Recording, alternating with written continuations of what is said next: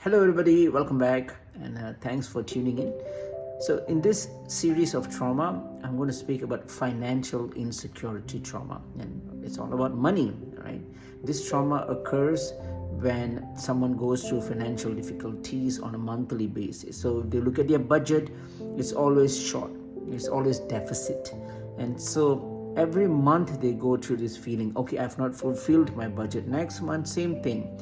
Their expenses is more than their income. Expenses includes their car payments, their mortgages, school tuition fees, their education loans, whatnot, bills and things like this. Just an endless thing of stuff to pay and do, and so since they're unable to fulfill their monthly budget, it creates a certain stress in them, right?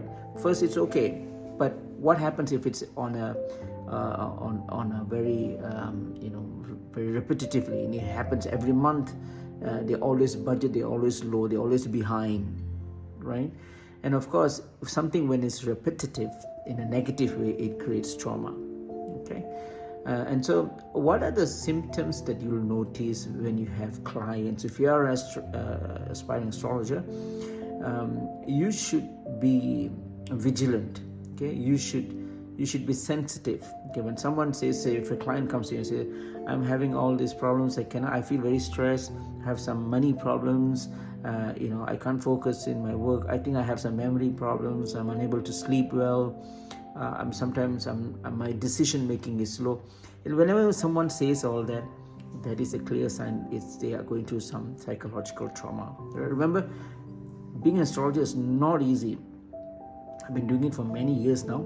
Let me tell you that just having the basics or understanding even if you're a great astrologer, you must have the human touch. Okay, you must have some psychological references, some counseling skills, some life coaching skills. So like myself, I have a life coaching skill, and I'm a trained astrologer as well. Of course, I have done many certifications when it comes to human tendencies and emotions and psychological papers and all that. If you can do a proper course, this is good, but if you can't, then there are many courses in Udemy that you can do for you to understand the emotions and the way people behave and why they behave and things like that. That's a very important thing, because as I said earlier in my different videos, that when you have a client walking through the door, empathy must be used. You must feel empathy. Your clients must feel that you are genuinely willing to help, and if possible, relieve from that mental distress and anguish. Okay, it's very important. Okay, so the things that you should ask is, first of all, do they have a sense of low self-esteem? Right? They used to be very confident, they speak confidently and things like that. Now for them everything is so simple. They're being pessimistic. They don't feel very proudful about them. It's not a negative thing. Feeling proud about yourself is a very positive thing. It's a catalyst for success, right? Of course, it's a fine line. Overly proud, overly confident, like hubris and all that, that's bad. But having a certain level of pride, self-pride and self-worth is very important.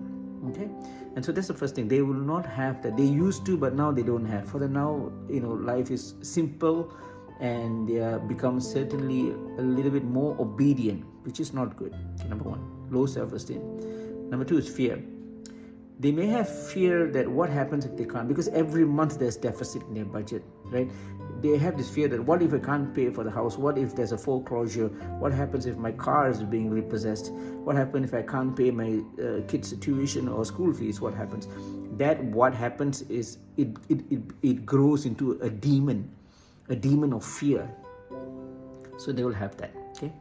The third one is isolation. You notice that they may be someone who is not really a recluse, but they'll try to avoid quote-unquote happy things like weddings or birthday parties or any functions or any festivities. They tend to not a 10. Since they're unhappy with their current situation financially, and when they go there, people are tend to be very happy, joyful. Their sense of jealousy and hatred, all that is part of the resentment. I spoke about resentment on the past video, so if you can check that out. And that is prevalent in them. So they try to avoid all this. You see them more isolation. For them, they'll think that, okay, I don't think I'm going to mix with them. I don't think I'm going to go there. I just don't feel like looking at that person's face. All these things are very common when for someone who's going through financial insecurity. They may, of course, the last one is the big D, depression. Okay, I'm going to go slightly deep inside depression, not really just high levels. Depression, there are many types. The type that I have worked on, or at least that I have seen, is the MDD, major depressive disorder. And these people would be like, totally low interest, right? They are incapable of being happy. Totally, they just can't be happy. They cannot be happy. As simple as that. They just can't, right? The other one is PDD, persistent depressive disorder. That's more chronic. It's like 2 years, 2.5 years maybe. It goes ups and downs. Sometimes they're moody, sometimes they're angry, sometimes they're overly joyful, sometimes they are just totally locking up in the room. PDD. It's a milder version of MD. MDD is persistent, it's always there. This is also called persistent, but it is on a chronic way. Okay. When I say mild, it doesn't mean it's not that bad. It is still very bad. People have, because this depression and all that, it leads to suicidal tendencies. That is the next step. Rage, murder, suicidal tendencies. It's very, very dangerous. Okay. The third one that I used to work is bipolar. I have many bipolar clients. Bipolar is a state of insanity. They're just insane. They just don't know what they're doing. Their perception about life, their surroundings is totally off sometimes. They just don't know. All right. These are some of the things that I've seen. So depression is dangerous. It's fatal. People suicide because of depression. So, and as an astrologer, if you are not a clinical psychologist, okay, if you're not in a psychiatry or in that medical line, then there's a fine line that you must draw. Okay, this is as much that you can go. After this, they must seek medical attention. It is very important, and you must know when to stop. Right? Sometimes I don't even give any remedy. I just listen to their problems. That's it. Because I know for a fact that I can't help them with remedies. Some yes, some no. And as an astrology, this takes years for you to know when to stop, when to draw that line. All right. And the astrologically, you can check 4 things. This is on a very high level. You have to check for Sun, Surya. Surya is your self-worth. Remember, self-worth important.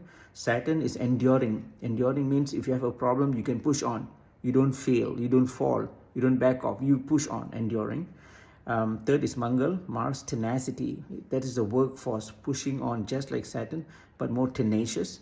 And Ketu is very special. Okay. Ketu, most of the astrologers, they don't practice this, but I do, and I've seen great difference in my clients by looking and activating Ketu. Ketu has this thing of carrot dam, right? So for these people, everything else matters. What people think, what she thinks, what my husband thinks, my wife thinks, my kids, my family, my boss, my neighbor, cousin, relative, whatever. Everything else matters to them. But they fail to think what they should be doing right now. All right. So Ketu has this carrot dam mindset. He said, okay, I don't care a damn about anybody or anything. I just want to do my thing right now. And so you need to check if the Ketu is afflicted or not. So if that's afflicted, then they don't have that. Okay, so those are the things. And I'm going to stop here. It's slightly lengthy. I hope it's informational. So do stay tuned. And I'll talk to you soon. Thank you.